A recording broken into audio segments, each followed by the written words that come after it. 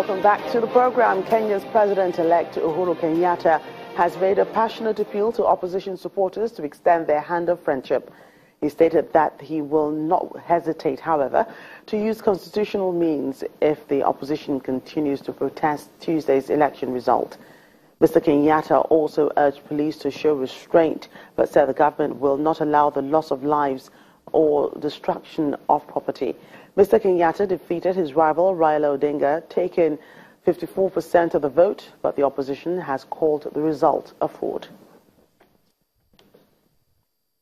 Meanwhile, Nairobi is slowly returning to vibrancy after days of empty streets following fears of post-election violence.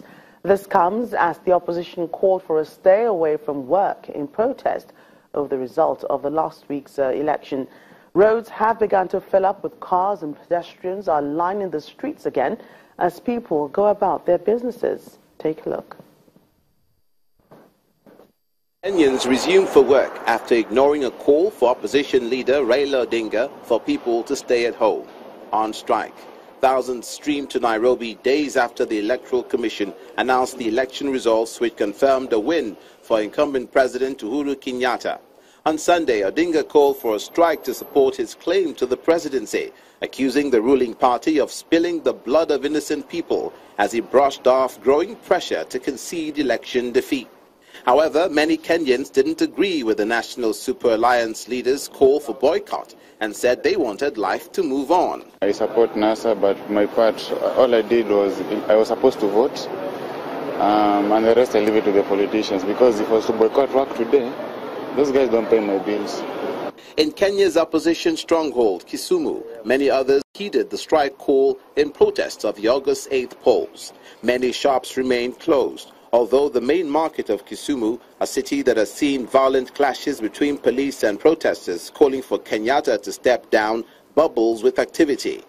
Motorcycle taxis were out, but the drivers say there is no business and that Kisumu was on holiday, waiting for Odinga to speak on Tuesday. Meanwhile, Kenya's Red Cross says it had treated 93 injured people in election-related unrest in Nairobi and Nyanza. Police and protesters clashed repeatedly in Nairobi's slums on Saturday, and according to a rights group, at least 24 people have been killed.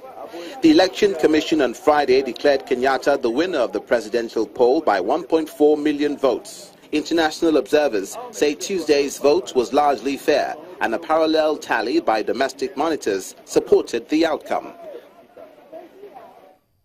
Libyan military commander Khalifa Haftar has met with Russia's foreign minister Sergei Lavrov, as Moscow says it's observing the political process in Libya and supports the full-scale restoration of its sovereignty.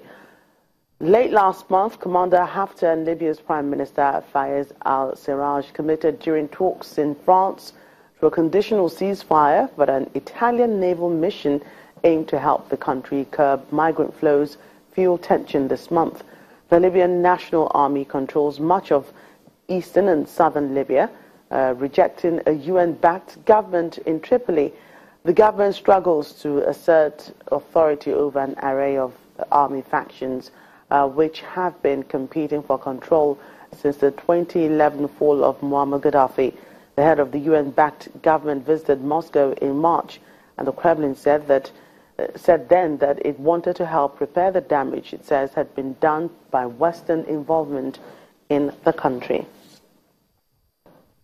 Weaving, basketry and bookbinding are the long-standing traditions of the Harari people in eastern Ethiopia, but with changing times, fewer people are taking up the craft from their parents.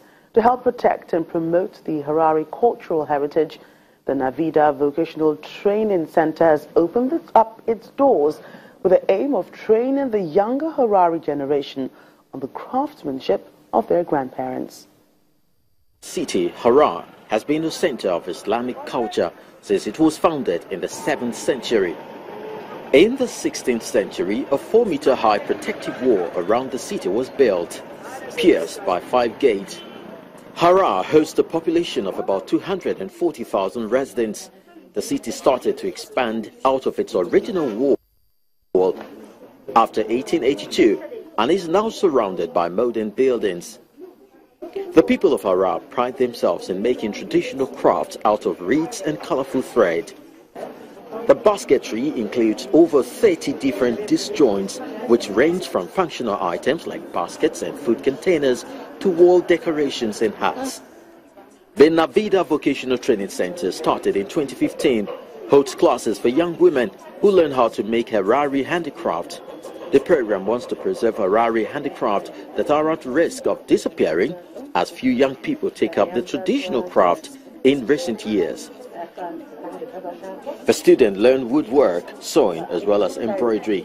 I started practicing, and I got the technique down, and then I started this one, like the actual hat, and this one's a lot harder, but I think I'm getting the hang of it. So hopefully I can finish it before I leave. The school is supported by the government, which provides materials and pays teachers. Students don't pay any fees to learn. Finished products made here are sold on the local market and to tourists visiting the city. Mohammed Yahya is the head of the vocation school. There are many benefits of training the students. First of all, young girls can now have practical training on what their mothers and grandmothers used to do.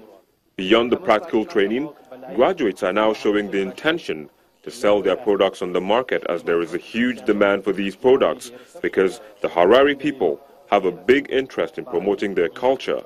Since the products made here are done with traditional materials that we use for various occasions such as weddings or during mourning or for decorating homes, the demand for these materials is very high.